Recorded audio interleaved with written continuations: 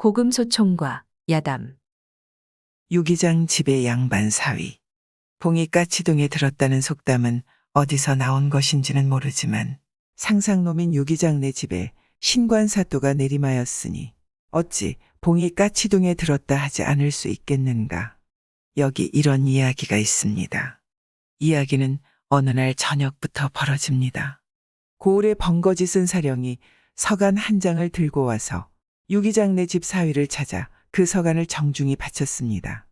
유기장은 무슨 영문인지 몰라서 백죄 떨었습니다. 그도 그럴 것이 관가의 서간이라면 유기장은 고사하고 어지간한 양반들까지도 불리워가서 곤장을 맞는 것이 이사인 것이었기 때문이었습니다. 그런데 유기장네 사위는 태연하게 앉아서 그 서간을 받아보고서 사령에게 알만하니 너도 여기서 쉬도록 하여라 하고 제법대로 분부하는 것이었습니다. 얼마 후 그들은 저녁상을 치우고 한편으로는 닭을 잡아 앉혔는데 사또가 행렬도 없이 단기말에 몇몇 군노들의 호의를 받아 다다랐습니다. 유기장내 식구들은 마당에 엎드렸고 그 집 사위만이 마당 끝까지 나가 마상에서 내린 사또를 반가이 맞아들었습니다. 집이 누추하지만 허물지 말고 어서 들어가세. 그를 허물할 처지인가. 집도 좋아질 때가 왔네. 유기장이 그냥 부복한 채 영문을 몰라 떨고만 있는데 사또가 방 안에 들어서자 딸이 안전에 가까이 가서 부모를 대신하여 인사를 올리고 사죄하였습니다. 사또는 친구 부인을 대하는 예절을 대하고 유기장내 내외를 불러 그간 이교리를 보살피노라 수고했다고 치하하였습니다. 그제야 자기 사위가 일반 양반이 아니라는 것을 알게 되었습니다. 유기장내 식구를 물러보낸 후 그들은 주안상을 가운데 놓고 마주 앉아서 이야기를 시작했습니다. 자네 떠날 길리를 택했는가? 라고 물었습니다. 아직도 정하지 않았네. 될수록 빨리 상경하는 것이 좋을 것 같은데 좀 더 두고 생각하여 보겠네. 그들은 이렇게 상경할 일을 주고받다가 말머리를 돌려 이교리가 낙향할 때에 기구한 운명을 내리엮었습니다.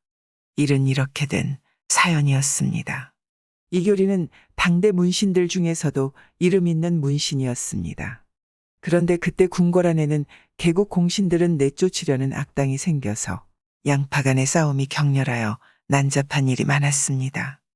선왕이 별세한 후 왕자가 즉위하니 그는 역대의 드문 폭군으로서 정사는 물리치고 주색방탕에 탐욕하니 충신의 목은 구중천에 날고 간신은 득세하였습니다. 원래 이 젊은 폭군의 생모였던 선왕의 비는 의승상과 사통하며 밀모개교를 꾸몄습니다. 그때 왕은 신변에 있던 개국 공신들의 후예들인 승상과 좌승상에게서 진언을 받자 대노하여 즉석에서 밀모에 참여한 우승상이야 신팔들을 능지처참하고 왕비는 추방시켜 자결하게 하였습니다. 이 폭군은 개국 공신들의 간곡한 진언을 되려 원수로 치부하다 간신들의 밀모를 받아서 자기 생모의 원수를 갚는다는 것으로 충신들을 모조리 잡아 참하였습니다. 이렇게 되니 이교리는 개국 공신의 후예로서 그 운명이 풍전등화가 아닐 수 없었습니다. 그 외에 이교리는 또 폭군의 음란한 행위 때문에 자기의 귀여운 척까지 죽였습니다. 그것은 또 이러하였습니다.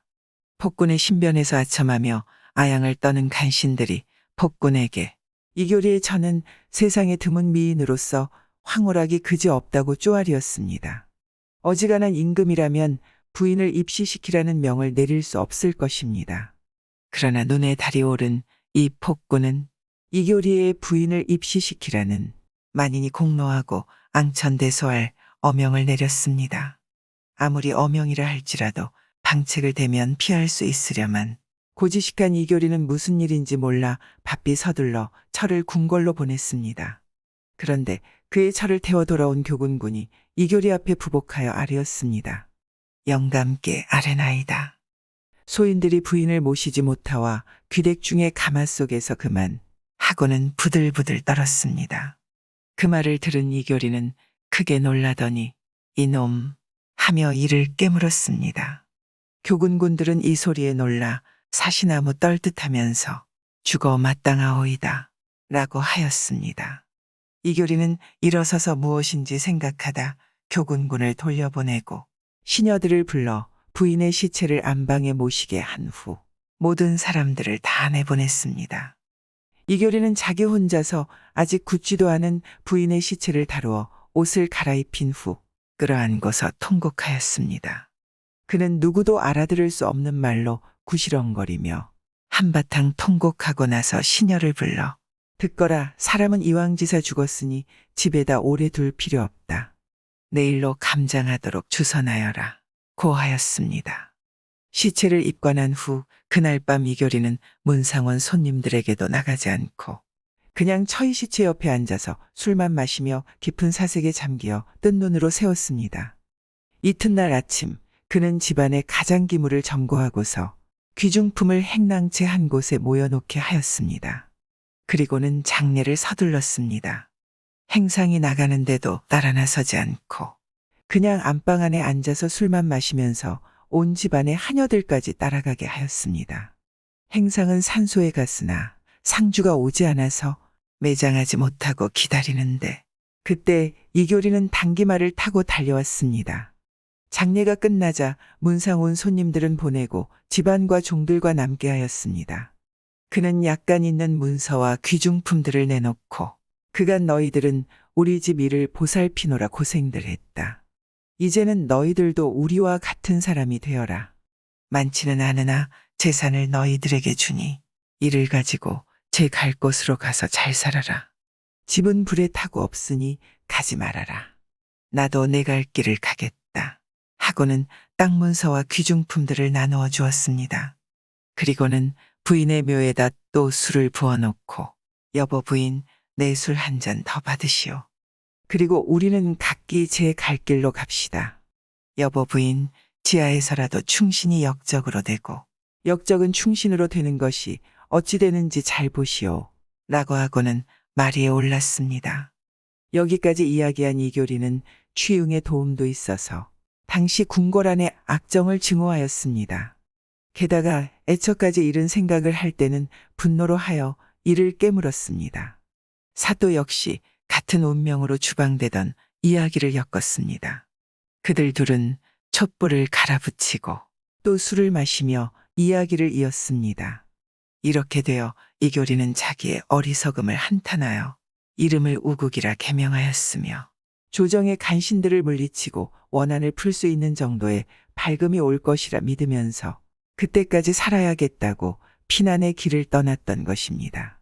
그리하여 밤이면 돌을 베개 삼고 찬이슬을 맞으며 새우잠을 잤고 낮에는 산속의 오솔길로 헤매면서 정처 없이 떠돌다가 이곳까지 왔습니다.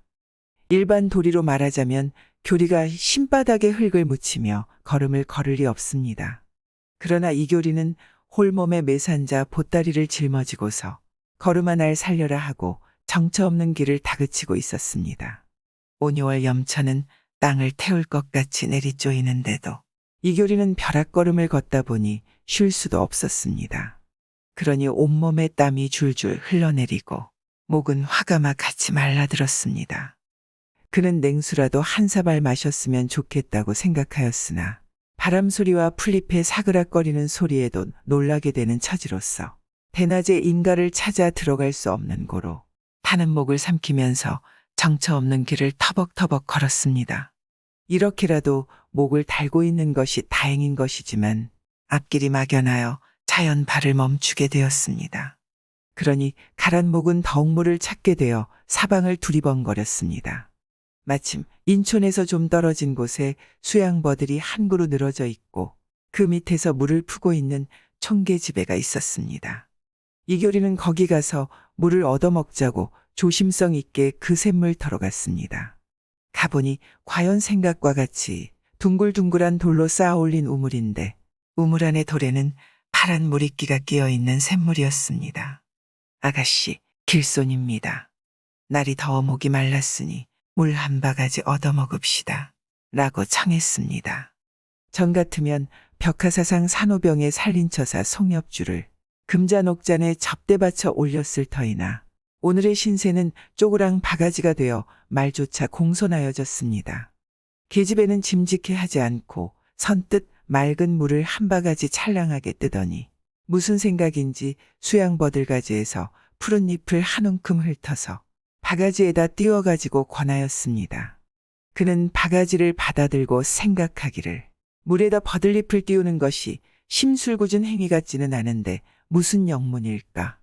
의문스럽기는 하나 목이 가란데 언제 이것저것 가리새 없어서 버들잎을 훌을 불어가면서 물을 마셨습니다. 이효리는 바가지를 돌려주면서 계집애의 얼굴을 자세히 뜯어보았습니다. 보아하니 나이가 18, 9세가량 되어 보이는데 어딘가 인품이 있는 모습이었습니다.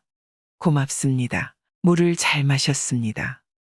하찮은 것을 묻는 것 같습니다만 아까 물바가지에다 버들잎을 띄우는 것은 무슨 뜻입니까?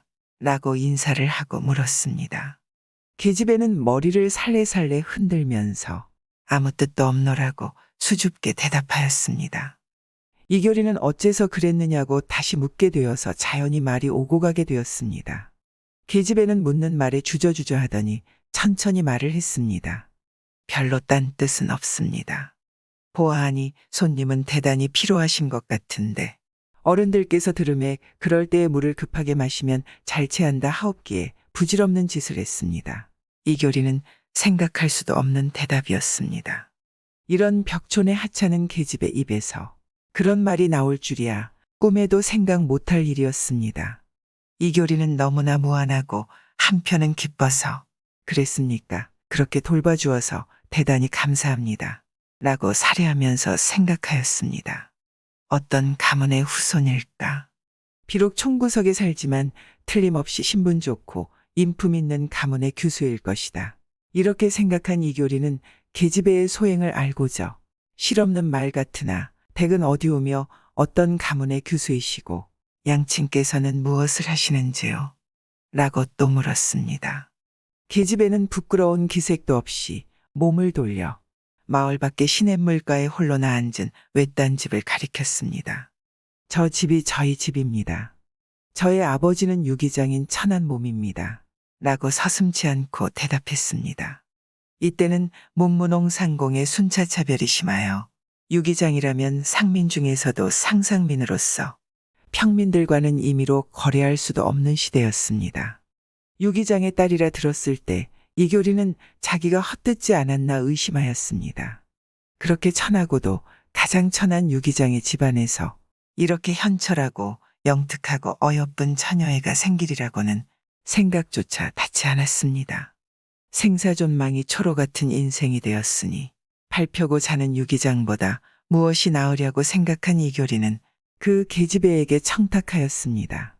오랜 걸음에 시달려서 촌본한 감이 올시다. 혹시나 그대게 2, 3일 신세를 질 수는 없겠는지요. 이효리의 말을 듣자 그 계집애 또한 천만 뜻밖의 말이었습니다. 일반적인 사람은 유기장이란 말만 들어도 돌아서 갈 터인데 이 길소는 묻게 해달라는 청탁이었습니다. 계집애는 자기들을 평민처럼 대해주는 것이 고마웠습니다. 어지러운 집이라도 좋으시다면 저를 따라오십시오.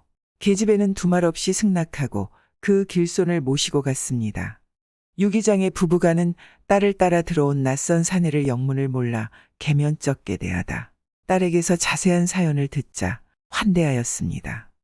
그들 부부는 생각하기를 그 낯선 방랑객의 차림은 누추하나 관을 쓴 사람인데 유기장네 집에 왔다는 것이 생후 처음 당하는 일이라 성의껏 환대하였습니다. 이효리는 못 이기는 체하고 그들이 모시는 대로 그 집에서 허리를 붙였습니다. 신분이 천한 유기장네 집에 묵는 것은 그가 숨어 있기에 좋은 곳이기도 하였습니다.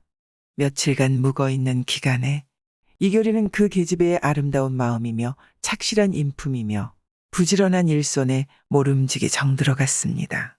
계집애의 양친들도 처음에는 신분이 다른 길손이라 무슨 일에나 어려워서 주저주저하였으나 이제는 곧장 염려 없이 흉금을 털어놓게 되었습니다. 하루는 유기장 부부가 이효리에게 상담할 것이 있다더니 그는 다름 아닌 혼담이었습니다. 딸을 줄 터이니 맡아 달라는 것이었습니다. 이효리는 두말 없이 쾌히 승낙하였습니다. 이렇게 한 바가지의 물이 염분이 되어 이효리는 유기장의 사위로 되었습니다. 분에 넘치는 사위를 맞았다고 기뻐하던 유기장의 부부는 부자간에도 일이 사랑이라는 속담과 같이 세월이 갈수록 일할 줄 모르는 이 사위에게 진저리가 났습니다. 버들을 배우고 벗기는 일들에서 사위가 거들어주기는 하였으나 일하는 것 같지 않았습니다. 이렇게 되어 장인은 자연히 잔소리를 하게 되었습니다. 세상에 저렇게 쓸모없는 놈이 어디 있겠느냐. 이거야 밥이 남아서 사위를 삼은 것 같구나. 일 못한다고 잔소리함이 하루 이틀 날이 갈수록 심하여지며 나중에는 성까지 내고 딸에게 사위놈의 밥을 절반 줄이라고까지 말했습니다. 그러나 딸만은 각별하였습니다. 자기 남편은 꼭 훌륭한 분이라고 생각하면서 성의껏 섬기었습니다. 이렇게 달을 갈고 해를 바꾼 지도 3번이 되었습니다.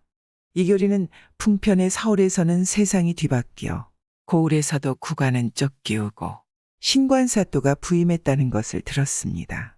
이 기간 서울에서는 폭군을 방축하고 그가 시행하던 일련의 극단적인 악정들을 폐기하였으며 그를 따라 못된 짓을 많이 한 대관들도 처단해버리고 개국공신의 후예들이 높은 벼슬을 차지했습니다. 유기장의 집에서는 1년에 한 번씩 관가에 유세품을 바치는 것이 상례였습니다. 그날이 되자 이교리는 장인에게 오늘은 제가 관가에 유세품을 바치러 가겠습니다.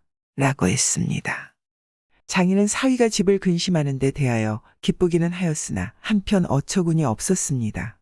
자기가 가도 군졸놈들에게 괄시를 받고 유세품을 절반이나 되돌림당하였는데 천치 같은 사위가 가서야 무슨 일을 저지를지 근심되어 인차 응답하지 않았습니다. 이때 딸이 나서면서 제 남편을 보내도 근심 없이 처사할 것이라고 간청했습니다. 딸의 권함을 받아서야 갔다 오라고 승낙하면서 유세품 바치는 방법을 세세히 일러주었습니다.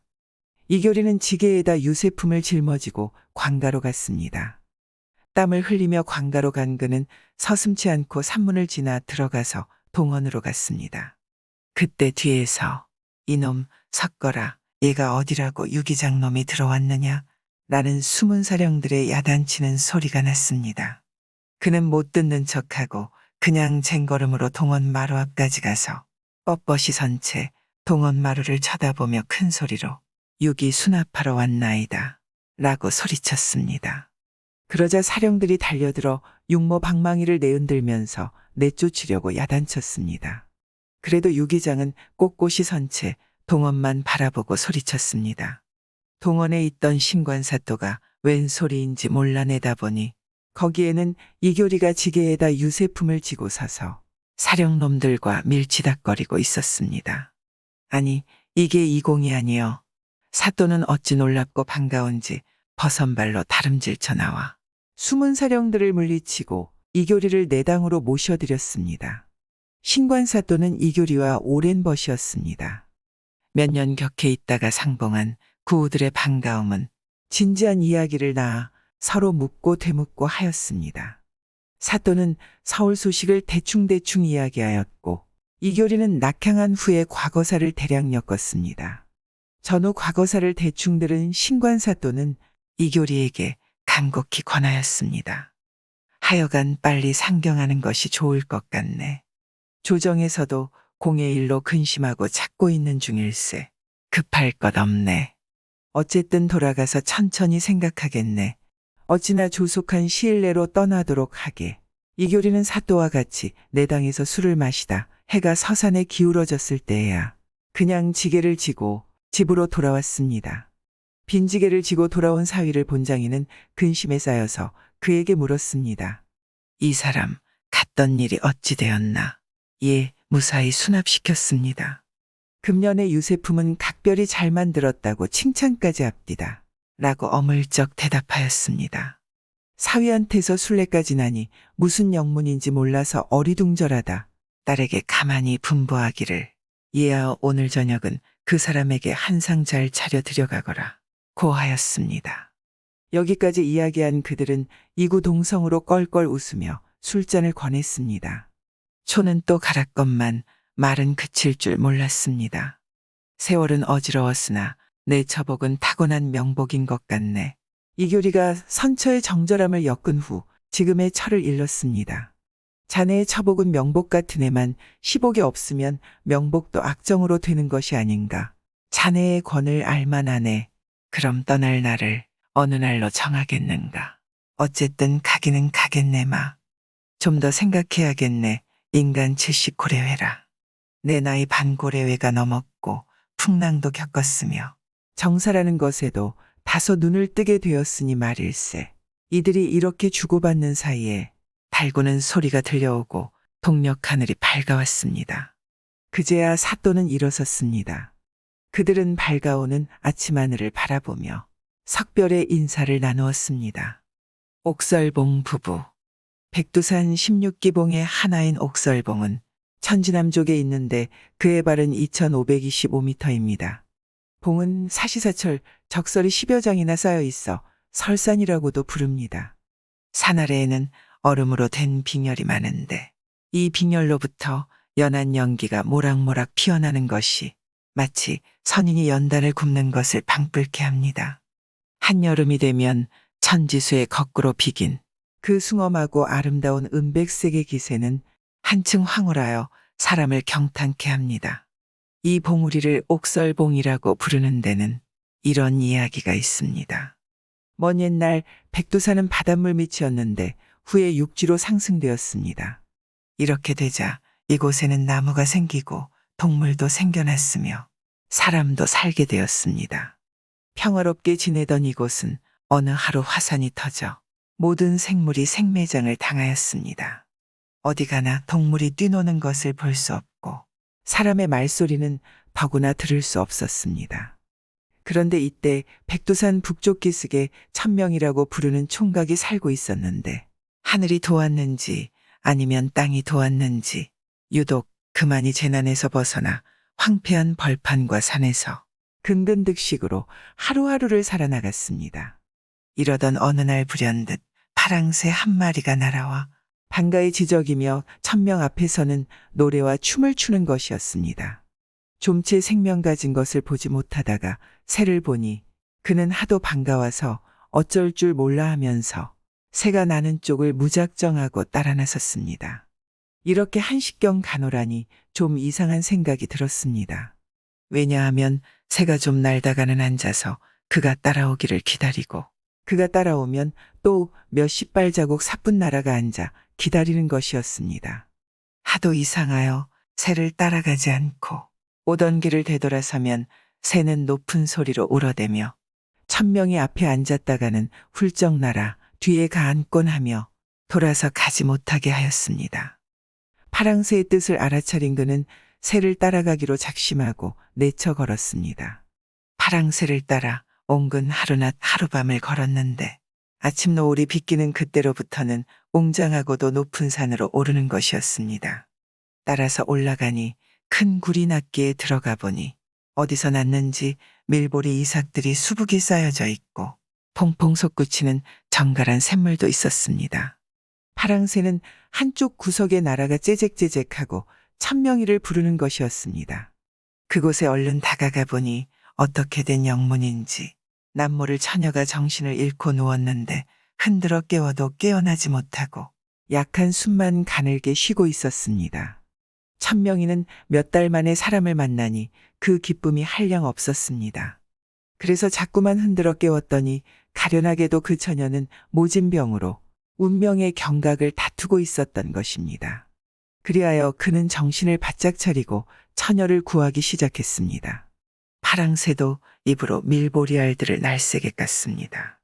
천명이는 타다 남은 나뭇가지를 끊어다가 불을 피우고 움푹 패인 돌을 주워다 돌가마를 걸고 미음을 쏘아서 한 방울 한 방울 처녀의 입에 떠넣었습니다. 이렇게 반나절을 구안을 하고 나니 처녀의 새파란 얼굴이 점차 풀려지고 숨도 고르게 쉬기 시작했습니다. 천명이가 처녀를 구하기 위하여 침식마저 잊어가는 것을 본 파랑새는 쌀알을 한 알 두 알 물어다 돌가마에 넣기도 하고 끓는 죽물을 먹으라고 권하기도 하였습니다. 천명이 죽물을 몇 모금 먹고 나니 소르르 잠이 오기 시작했습니다. 비몽사몽간에 어디선가 진한 향기가 풍겨오더니 백발노인이 천연죽 지팡이를 짚고 앞에 서서 말하기를 저 처녀는 하늘이 도와 요행 살아난 귀인인데 옥설봉에 가 선단약을 구해 먹어야만 나으리라 하였습니다. 그 말을 들은 천명이는 옥설봉이 어디 있는가 물으려 하는데 노인은 어느덧 구름배를 잡아타고 활월 공중으로 떠가는 것이었습니다. 할아버지, 할아버지 하고 부르는 자기 소리에 잠을 깨고 보니 그것은 남가일몽이었습니다. 천명이는 꿈이 하도 이상하여 그 옥설봉을 찾아가 약을 구해오기로 마음먹었습니다. 그는 처녀에게 죽물을 떠먹이고 굴을 나섰습니다. 천명이는 굴 밖에 나왔으나 어디로 가야 옥설봉을 찾겠는지 궁리가 막연하였습니다. 이때 새가 또 날아와 앞길을 서주었습니다. 새가 나는 곳으로 가고 또 갔습니다. 어느 만큼 걸었는지도 모르겠는데 숭엄한 기암절벽이 눈앞에 나타났고 한 봉을 오르고 나면 또 한 봉이 나타났습니다. 봉우리 마다에는 백옥인지 빙설인지 분간할 수 없는 돌들이 햇빛에 반짝반짝 빛나 눈을 뜨고 쳐다보기가 어려웠고 새하얀 궁정 같은 곳에는 한아름씩 되는 백옥으로 기둥을 해세웠고 천정과 벽에는 옥으로 고드름져 달려있는 것이 황홀하기 그지 없었습니다. 천명이는 하도 신기하기도 하고 무섭기도 하였으나 애오라지 옥설선단을 꼭 찾고야 말리라 마음먹고 고생도 위험도 아랑곳하지 않았습니다. 궁정 같은 동굴에 머물러 한숨 쉬려는데 어디선가 짙은 향기가 풍겨왔습니다. 괴이하게 생각되어 향기나는 굴 속으로 찾아드는데 굴복판에 꿈에서 본 듯한 백발노인이 곱게 장식한 얼음의자에 정중히 앉아 있었습니다. 천명이는 책상 앞에 가 정중히 무릎을 꿇고 3번 절을 올린 후 자기가 온 사연을 이야기하였습니다. 백발노인은 껄껄 웃더니 자네가 찾아올 줄 진작 알았노라. 그대 정성 감천하나니 이 약을 가지고 가. 사흘에 한 알씩 먹이면 나을 것이다. 라고 말하면서 넓은 팔소매 안에서 옥설선단을 세알주는 것이었습니다. 천명이는 두 손으로 공손히 받들고 너무 기뻐서 또 절을 하고 일어서니 백발노인의 자취는 묘연하였습니다. 그가 빙열 밖으로 나오자 몸이 둥둥 뜨는 것 같았습니다. 발밑을 내려다보니 자기는 옥인지 얼음인지 분간 못할 쟁반 위에 서 있는 것이었고 그 아래로는 산과 바위들이 뒤로 물러가는 것을 보아 자기가 옥설 쟁반에 실려가는 것이 분명하였습니다.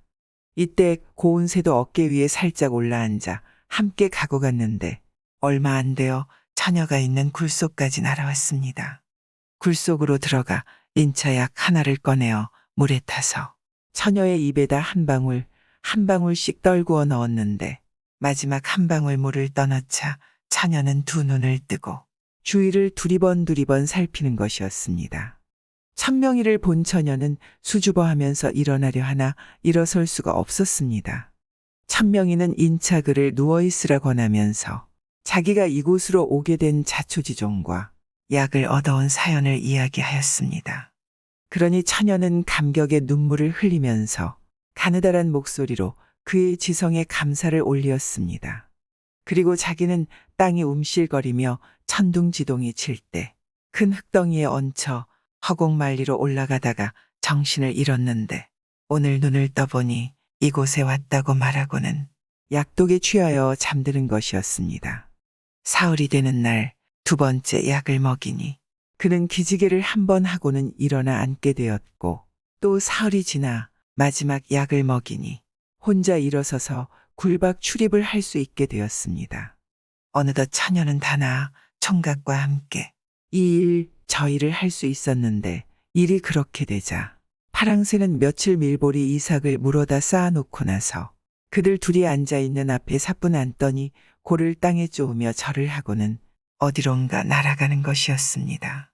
처녀와 총각은 영문을 몰라 굴 밖으로 나오니 파랑새는 그들 머리 위로 3바퀴 돌더니 나무로 끝없이 날아가 버렸습니다. 1년 후였습니다. 그 파랑새가 또 이 굴을 찾아와 보니 뜰악에는 밀보리가 푸르게 자랐는데 바깥마루에서는 한가운데 옥동자를 놓고 천명이와 그 처녀가 즐겁게 웃으며 오손도손 살고 있었습니다. 그들은 옥설봉의 옥설선단으로 귀중한 목숨을 찾고 행복한 가정을 꾸려준 백발노인의 은혜를 못 잊어 하루에 한 번씩 옥설봉에 절을 보내었고 1년에 한 번씩 향부를 피우고 음식을 차려놓고 백발노인과 파랑새의 만수무강을 빌었습니다. 후세 그의 자손들도 옥설봉을 잊지 않고 외워왔는데 지금까지 전하여져 옥설봉이라 그냥 단오날 부르고 씨름판에서 있습니다. 있던 해방.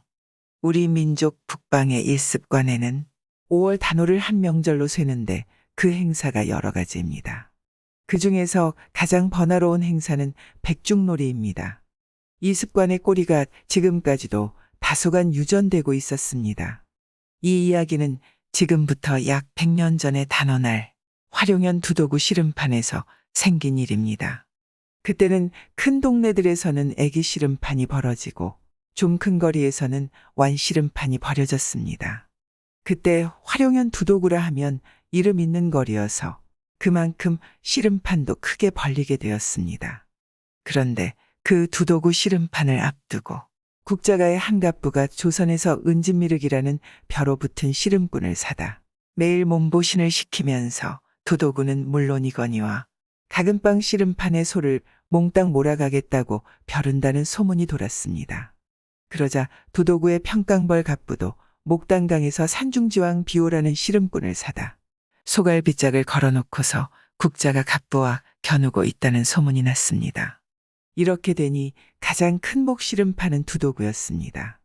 그러니 두도구 씨름판의 소는 국자가 가느냐, 두도구 제바닥에 매어 있게 되느냐는 것으로 되었습니다.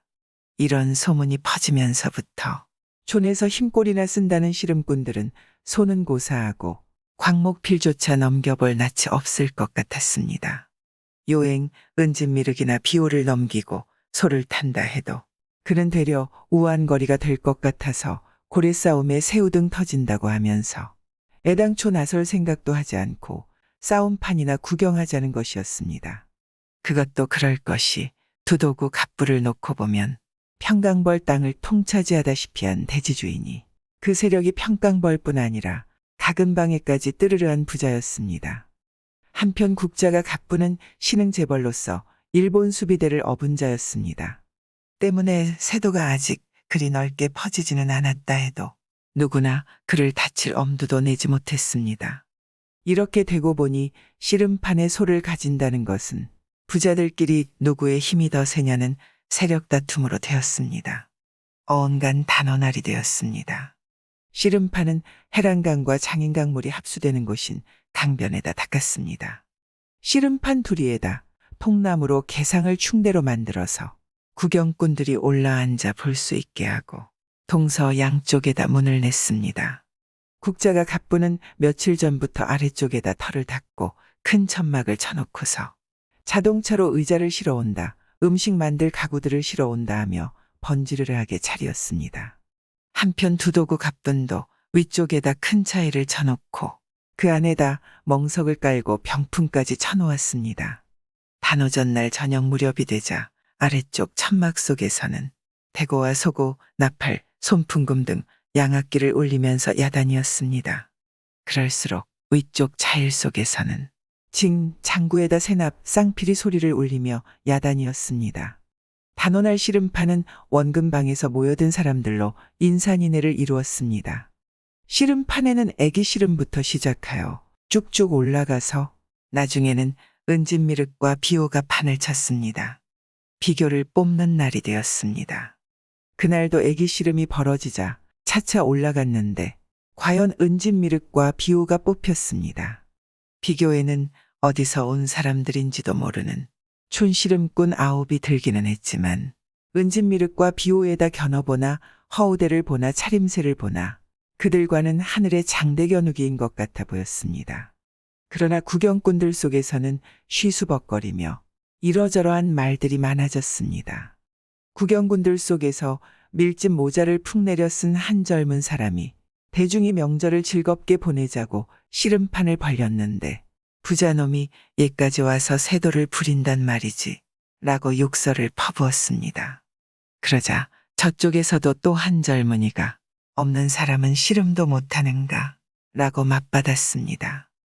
수다한 구경꾼들은 그 젊은이들의 말이 옳다고 하면서 고개를 끄덕였습니다.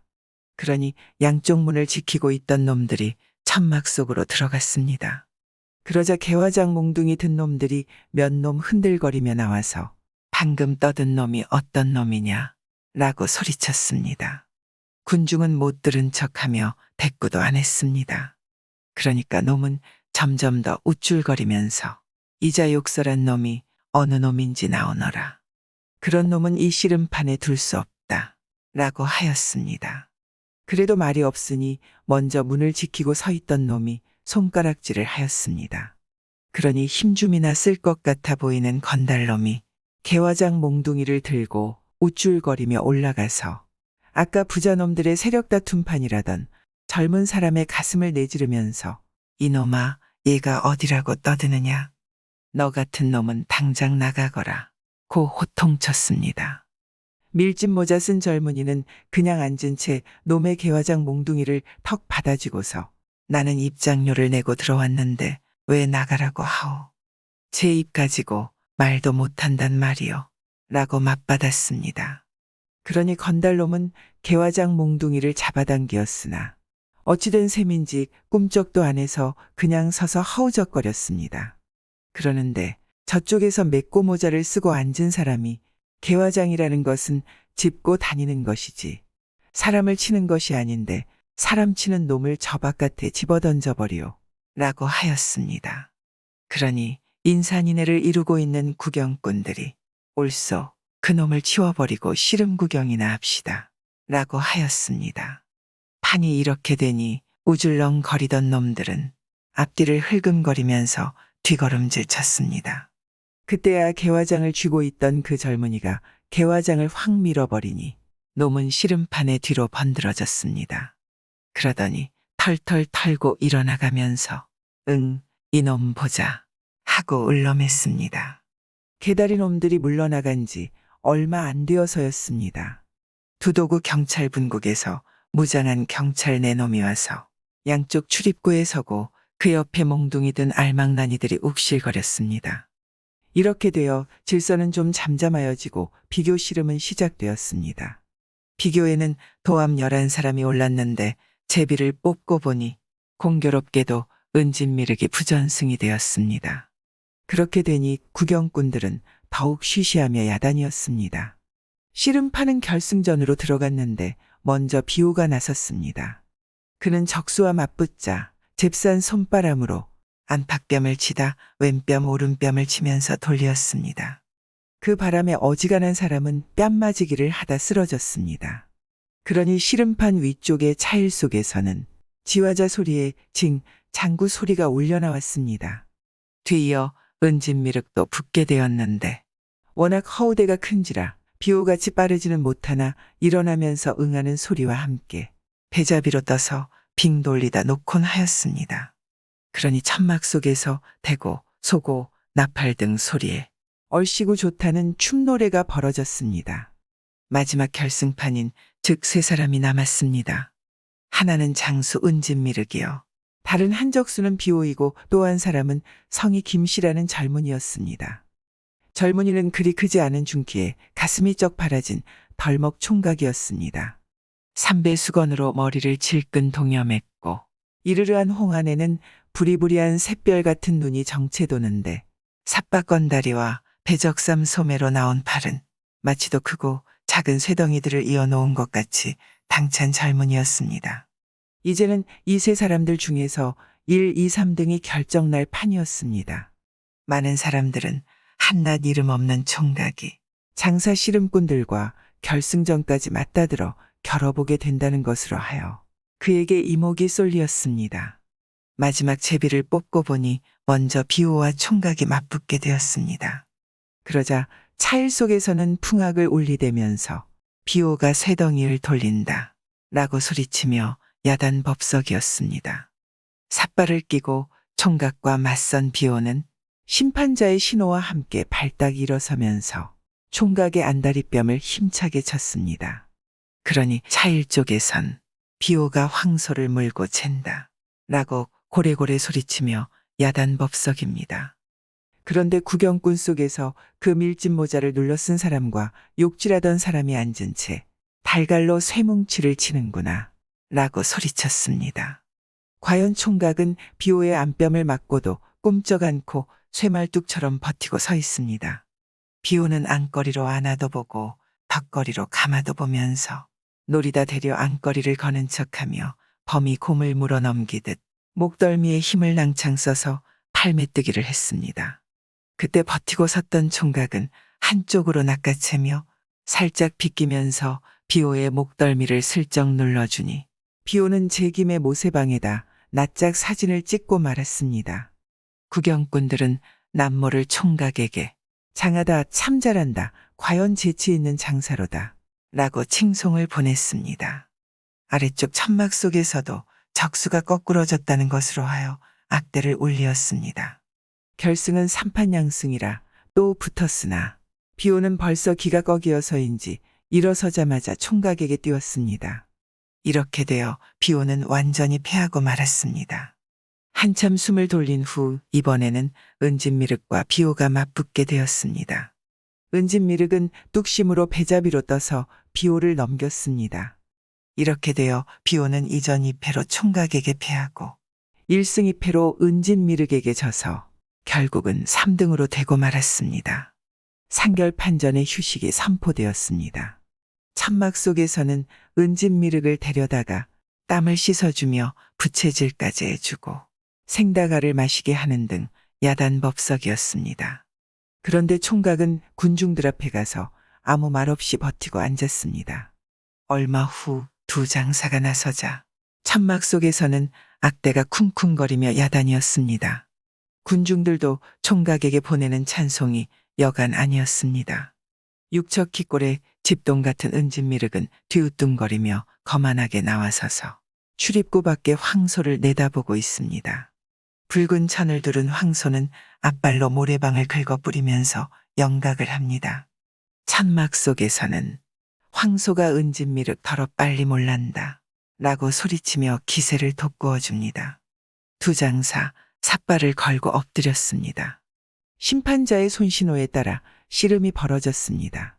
그런데 웬일인지 두 장사는 엎드린 채 그냥 버티고 있을 뿐 일어나지 못하고 있습니다.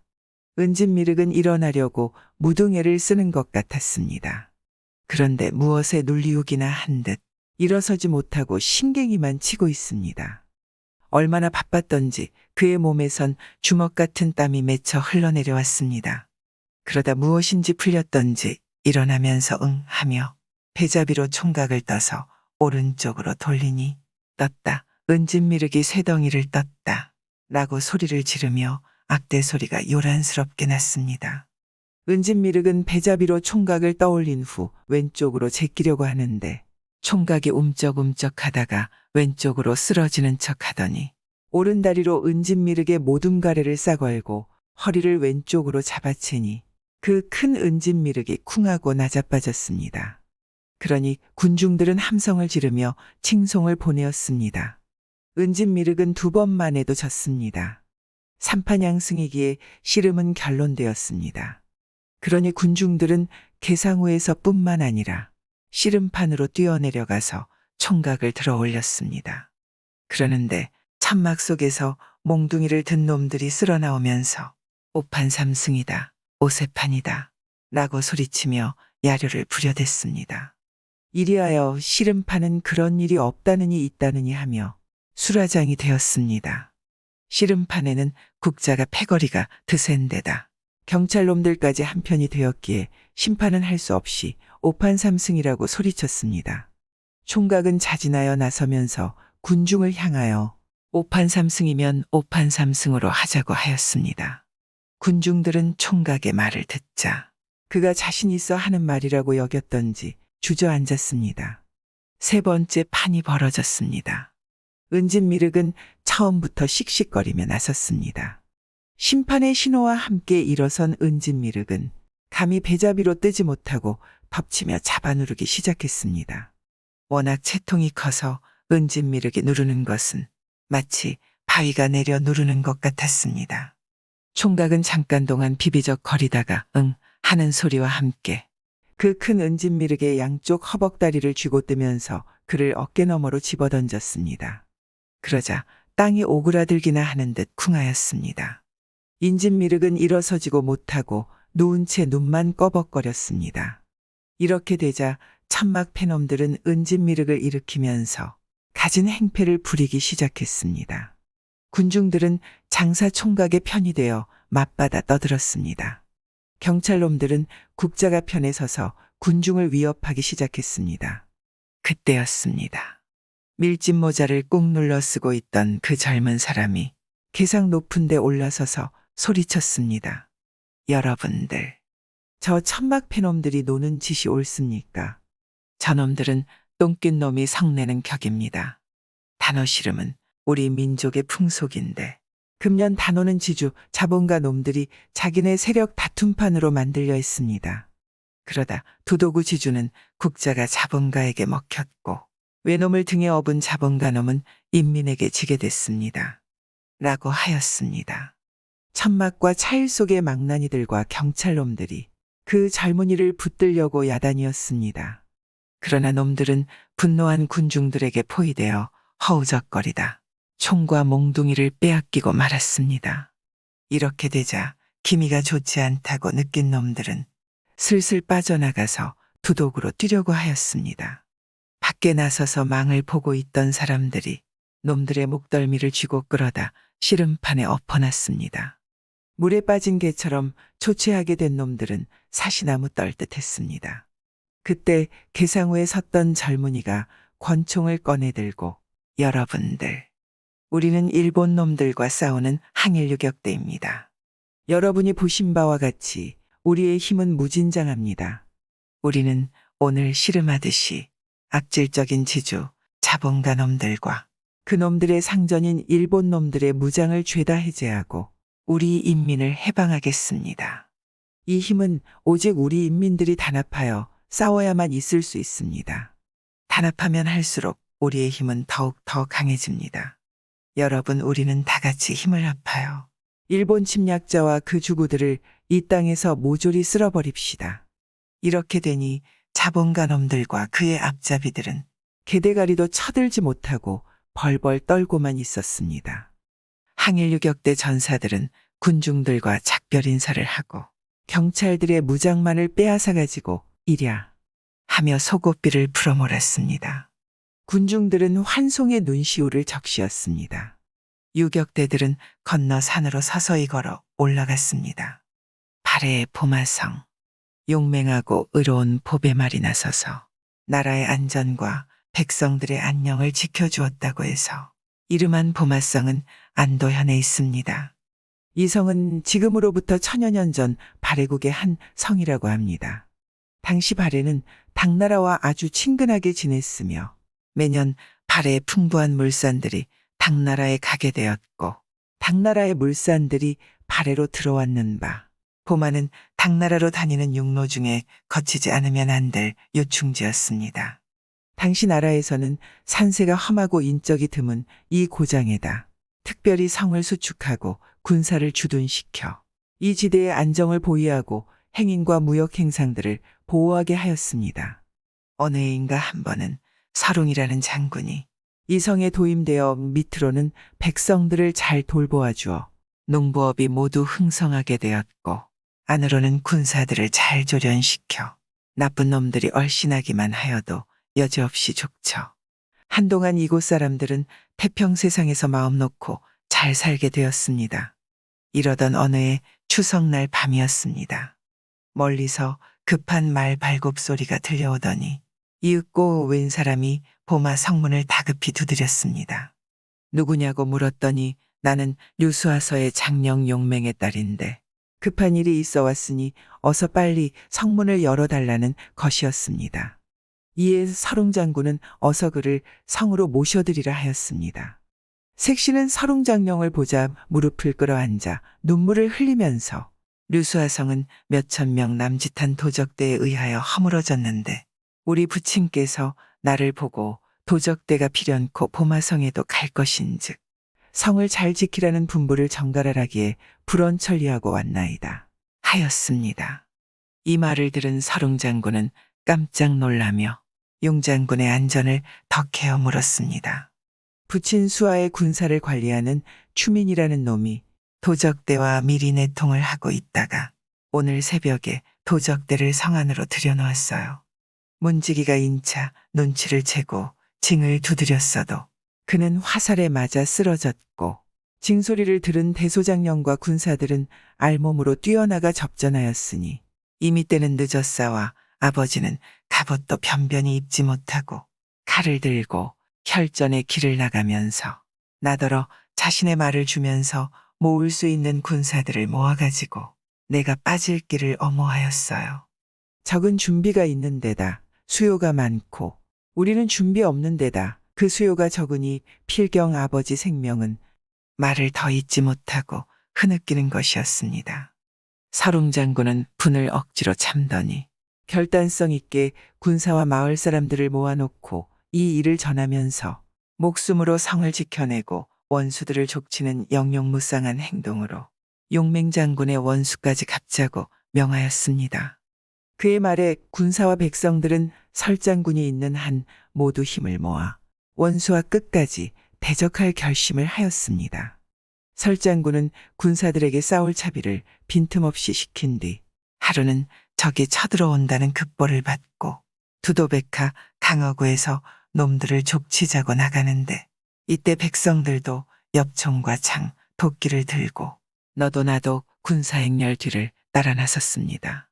류수아성을 함락한 도적놈들은 보마성의 양식과 재물을 탐내어 이곳으로 떼지어오는 한편 그에 앞서 보마성은 몇백 명의 군사밖에 없으니 항복을 받고 순순히 성을 점령할 계책으로 사신을 보내왔습니다. 사신은 말하기를 우리는 류시와에 와 성을 점령하고 이곳에 왔다. 우리에게는 유명한 장군에다 군사 또한 몇 천을 헤아리니 이 보마성을 치자면 개눈 감추듯 하겠으나 설장군의 마음씨를 돌보다 좋게 처리하려 하는 바 이 성을 순순히 내어준다면 당신들의 몸을 털끝 하나 다치지 않을 것이요. 만약 거역하면 백성과 군사들은 피못에 잠기게 될 것이다. 라고 하였습니다. 이 말을 듣고 있던 서룡 장군은 대노하여 외쳤습니다. 너희들은 듣거라. 너희들은 수요가 많다지만 우리 군사 하나이면 너희 도적대 100명을 좋게 당할 터인즉 너의 두령을 보고 먼저 자수하는 것으로 속죄하라 하여라. 그렇지 않으면 그놈의 키부터 낮추어 놓겠다. 설장군의 서리발치는 말에 사신은 부들부들 떨며 뒤걸음치며 비실비실 돌아가 버렸습니다.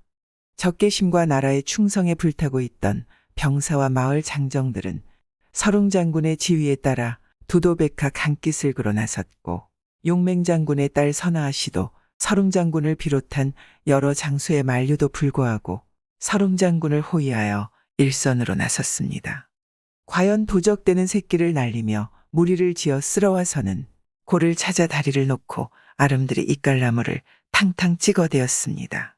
그러나 서룡 장군은 도적대들이 나무를 찍는 그대 안에서 놈들에게 명중사를 안겨 일을 못하게 저해하였습니다. 이리하여 놈들은 나무 한 대 찍지 못하였습니다. 놈들은 나무 한 대 찍지 못하고 적지 않은 사상자와 부상자를 내게 되었습니다. 그날 저녁 도적대 무리들은 파수병만 남겨놓고 한마장 떨어진 곳에 가서 저녁을 해먹게 되었습니다. 이때에는 서룡 장군 내 병사들도 강기슭을 굳게 지키며 저녁밥을 먹게 되었습니다. 드디어 땅검이 지고 밤이 되었습니다. 놈들은 어두움을 타서 일축을 내려 서둘렀습니다. 그러나 서룡 장군은 그들이 움직하여도 몇십 명이 동시에 화살을 날려 놈들의 숨통을 끊어 놓도록 하였습니다. 이때 도적대 괴수놈은 화가 동해 죽음을 헤아리지 않고 빨리 나무를 베어 다리를 놓도록 재촉하였습니다. 다시 먼동이 터왔습니다. 이때 강위 쪽에서 꽈대등하고 나무가 넘어지는 소리에 산천이 쩡쩡 울렸습니다. 서룡 장군이 방비를 덜하던 그곳에 놈들은 집요하게도 몇 대의 이깔나무를 넘어뜨려 다리를 놓았던 것입니다. 놈들은 이 다리로 새까맣게 넘어왔습니다. 그러나 서롱장군은 유리한 지세를 타서 도적놈들을 나무다리에 올려놓고 물이 죽음을 주었고 다리를 물에 처박아 놓았습니다. 이에 적들은 다시 나무를 베어 배를 만들고 배를 타는 놈은 배를 타고 헤엄칠 줄 아는 놈은 헤엄을 치면서 총공세를 발동하였습니다. 서롱장군은 병사를 여러 편대로 나누어 맹렬히 저격하였습니다. 적들이 죽으면서 아우성치는 소리는 온 산천을 진감하였고 물고비 마다에는 놈들의 시체가 군데군데 무리에 떴습니다. 그러나 워낙 수요가 많은지라 죽은 놈은 죽고 상한 놈은 상하고 물을 헤어 건너온 놈은 건너와서 이쪽 강기슭에서는 치열한 싸움이 벌어졌습니다. 한식경 싸웠으나 승부가 결판나지 않으니 양편에서는 서로들 군사들을 거두어들였습니다. 이날도 이렇게 몇 합 싸웠으나 서로들 많이 병사를 잃었지만 승부만은 나지 않았습니다. 이럴 때 보마강 건너편 하늘에 오색 채운이 쫙 갈라지면서 하늘을 깨치리 듯한 용마의 호용 소리가 울리더니 백색 용마 한 필이 전장으로 비호같이 달려오는 것이었습니다. 도적대들은 난생 보지 못했던 중걸스러운 말인지라 무리를 지어 용마를 붙잡아 자기들 괴수에게 가져갔습니다. 괴수 갈망은 하늘이 자기를 돕는다고 무등 좋아하며 말의 안장을 얹고 타려 하니 말은 사람을 물고 자고하여 탈래야 탈 수 없었습니다. 병사들의 부추김으로 안간힘을 다하여 말에 올랐으나 말은 앞발을 세우고 꼿꼿이 섰다가는 내리고 내렸다가는 또 꼿꼿이 서는 바람에 갈망은 말에서 떨어졌습니다. 이놈이 비명을 지르니 곁에 병사들이 부축하며 상처를 주무르며 싸맬 때 어느 결에 백마는 쏜살같이 달려 서롱장군 쪽으로 달려갔습니다. 병사들이 말을 붙잡으니 말은 순순히 말을 잘 들었습니다. 설장군이 와서 말을 살펴보니 검은 털 한 대 없는 백마인데 말의 높이는 7자 가량 되었고 길이는 10자가 되었으며 말발굽의 너비도 한자는 잘 되었습니다. 설장군이 말에 올라 채찍을 치니 쏜살같이 달리는데 그 어떤 말도 이 말과 비길 수 없었고 어지간한 골짜기는 날아서 넘었고 잔서리밭도 허공 뛰어서 넘는 것이 의심할 바 없는 용마였습니다. 용마를 얻게 되자 서롱장군은 물론이요 병사와 백성들도 심히 기뻐 승리의 신심으로 부풀어 올랐습니다. 설장군은 이 기회에 한 번 크게 싸워 승리할 결심을 내리고 병사들을 배불리 먹이고 싸울 차비를 하였습니다. 그리고는 칼과 방패를 들고 앞에 나서고 양옆에서는 설화 씨와 다른 한 장군이 호위하고 질서정연히 진을 쳐서 쳐들어갔습니다. 놈들은 백마로 하여 사기가 떨어진 데다 서롱이 용마에 올라 기세당당히 쳐들어오니 황급한 나머지 뒤로 뺑소니 치는 자 기수부지였습니다. 사기가 저하된 갈망은 후위를 도모하려고 물러섰습니다. 이에 서롱은 말을 몰아 그놈들의 퇴각로를 차단하여 놓고는 동해 번쩍 서해 번쩍 하면서 놈들의 목을 잘랐습니다. 혼란에 빠진 적들은 애를 쓰며 질서를 수집하려 하였으나 장군의 병사들에 의해 3대 쓰러지듯 쓰러졌습니다. 서롱장군은 좌충우돌하면서 계속 적을 무찔렀습니다. 이때 도적의 괴수 갈망은 한 무리의 도적대를 이끌고 강기슭으로 올리뛰고 있었습니다. 서롱장군은 그놈을 향해 말을 몰았습니다. 그놈을 따라잡고 싸움을 벌였는데 갈망은 싸움 끝에 도망치다가 끝내 붙잡히우고 말았습니다. 서롱이 항복을 권하니 궁지에 빠진 도적의 괴수놈은 말에서 떨어지며 칼을 쳐들고 항복하였습니다. 이때 용마가 그의 곁으로 가니 갈망은 기회를 노렸다가 용마의 배를 가르고 서롱이 떨어지게 함으로써 이 기회에 서롱을 찔러 죽이려 하였습니다. 두 손으로 칼을 받쳐든 갈망이 칼손잡이를 단단히 잡고 있다가 용마를 찌르려는 순간 용마가 오호응하고 호용치며 그놈을 짓뭉개었고 뒤이어 설화 씨가 번개같이 칼을 날려 갈망의 오른손목을 탁 끊어 놓았습니다. 이 통의 나머지 도적대들은 죽은 놈은 죽고 항복한 놈은 항복하고 말았습니다. 싸움은 승리하였습니다. 서룽장군 일행은 개성가를 부르면서 보마성으로 돌아왔습니다. 이로부터 사람들은 이 성을 보마성이라고 부르게 되었습니다. 구독과 좋아요, 알람 설정 부탁드리옵니다.